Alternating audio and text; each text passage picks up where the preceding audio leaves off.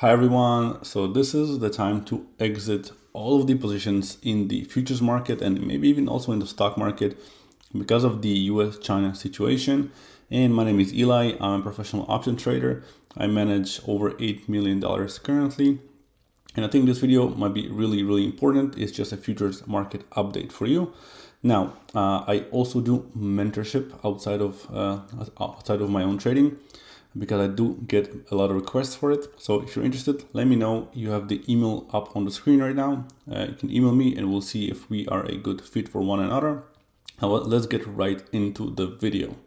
First of all, I want to look at this day over here, October 10th, Friday, when Trump tweeted he will be putting a 100% tariff on China as of November 1st. Now, as of right now, this is still on the table and you can see how the market reacted.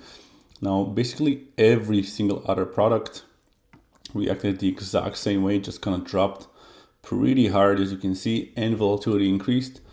It happened to gold, happened to basically, where was it? Oh, right over here, October. Oh, here we go. So gold, actually gold didn't go down, it went up.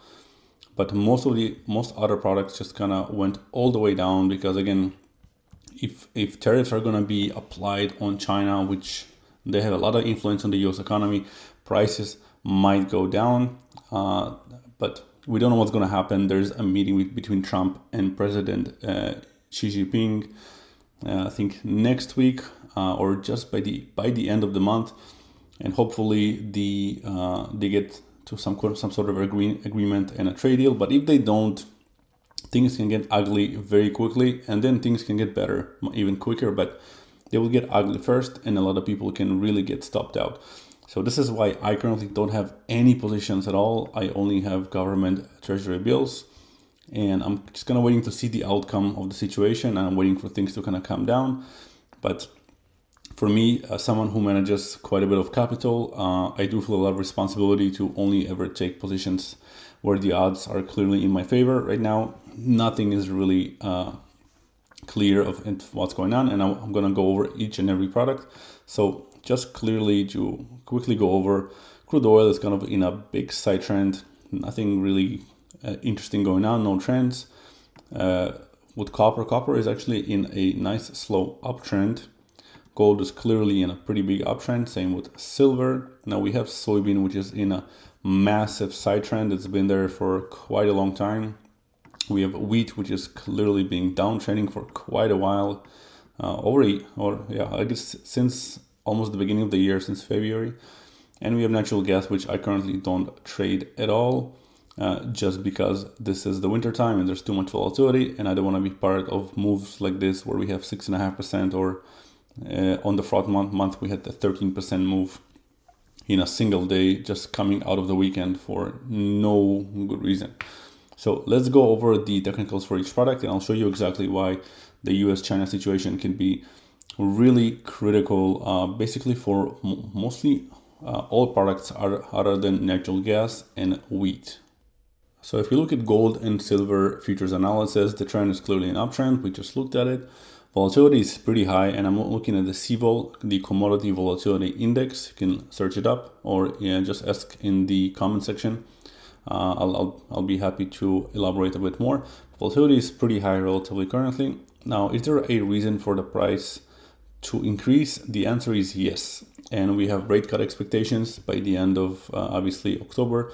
We have some safe haven demand, the US government shutdown uncertainty, and we have the China trade tensions. So like I said, if things don't work out with China, the price might shoot up on safe haven demand.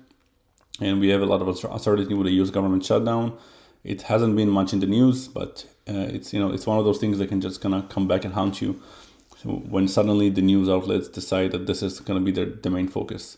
Now, is there a reason for the price to decrease? The answer is also yes. There's a lot of profit taking because the gold and silver has been an historic uprun. And also, if the US-China deal is coming together, then there will be a de-escalation essentially in the whole situation, and money might move from gold to the stock market. But again, we don't know what's going to happen. It's kind of, I don't think anybody knows, but you can see how just this little thing, well, it's a big thing, the US-China or the President Trump and Xi Jinping meeting can be a pretty big thing for what's going to come on November 1st. So this is why I don't want to have any positions here. And for my thoughts, there's too much uncertainty. Price can move quickly up or down. Now, if we move next to copper, also clear uptrend. Volatility is average. And is there a reason for the price to increase? The answer is yes. Again, rate cut expectations are pretty bullish for metals. Now, there's also multiple mines having serious disruptions, and one of them has been closed and is not expected to become fully operational before 2027. So we have a supply issue, and this can drive the price up. Now, is there a reason for price to decrease? And the answer is also yes. And this is the US-China tariffs. As we know, tariffs tend to crash markets, also commodity markets. So if things don't go smoothly there, price can go down, and we just don't know what's going to happen. So same thing here, too much uncertainty due to the US-China trade tensions. China is the biggest single copper consumer in the world. Therefore, the US-China tariff situation is a pretty big news for copper, and we don't have a clear sign of where the price can move up or down. Next, we have crude oil, which is in a big side trend. It's been there for quite a while. Volatility is pretty high right now. And a reason for price to increase, there is one. Rate cut expectations are bullish for crude oil prices because it will basically mean there's more money moving around, there's more demand for energy, so on and so forth. And there's also new Russian oil sanctions from the US and the EU, which can restrict the supply. And India potentially buying less oil from Russia, and therefore they'll have to buy it from possibly the US or somewhere else, and it will increase demand somewhere else, and price is just reacting very bullishly to these news. Now, is there a reason for price to decrease? The answer is also yes, possibly oversupply. If the whole situation with Russia is also going to get resolved, it might not, but near term probably it won't. But the biggest thing is, again, the US-China trade tensions, tariffs, which, as we saw on October 10th, the price dropped pretty hard when Trump said he will put some tariffs on China.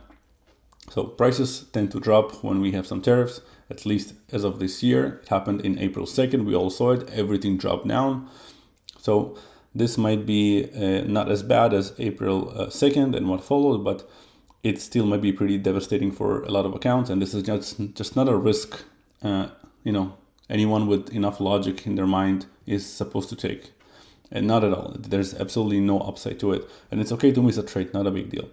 Now, there's too much uncertainty due to the US-China trade tensions. So these are my thoughts. I'm definitely not going to open any positions on crude oil. Next, we have wheat, which is in a downtrend. The volatility is actually pretty high. Is there a reason for the price to increase? Basically, no. Maybe just profit taking. But is there a reason for the price to decrease? And yes. Oversupply, and again, US-China tariffs, they can bring the price down even more. Now, my thoughts are there is no fundamental reason for the price to go up, but profit taking can drive the price up, as well as a bargain buying due to low price. Usually, commodities, they crash upwards, and if prices are really low, usually there will be a lot of buyers coming into the market. And I don't mean like buyers as of people who buy the future contract, people who actually, or countries that actually buy the physical wheat, because it's cheap to buy the wheat currently, so they can secure a pretty good price and get it delivered for pretty cheap. So commodities crash upwards. This is why I don't ever want to have any exposure to the upside outside of having a short strangle in specific situations. Now, last but not least is the soybean futures. It's also a big side trend. Volatility is pretty average. Now, is there a reason for the price to increase? Yes. Possible demand from China if the US-China trade deal is reached. China is a pretty big buyer of US soybeans. So a lot of the demand is created by China. So as you can imagine, if things go well, China will resume buying soybeans from the US because they haven't been buying soybeans from the US for the past few months, which is why the price is really choppy. And is there a reason for a price to decrease? Also, yes, possibly. If the US-China trade talks fail, there will be no renewable demand from China and price will drop. So we don't know what's going to happen. A lot of things are weighing on the US-China trade talks. I don't see a reason to have my toes dipped in any of those trades, so I would much rather stay out of it. If you have any questions, let me know. Hopefully this video was helpful. Hopefully this video will save you some money or even make you some money. So thank you again, and I will catch you in the next one.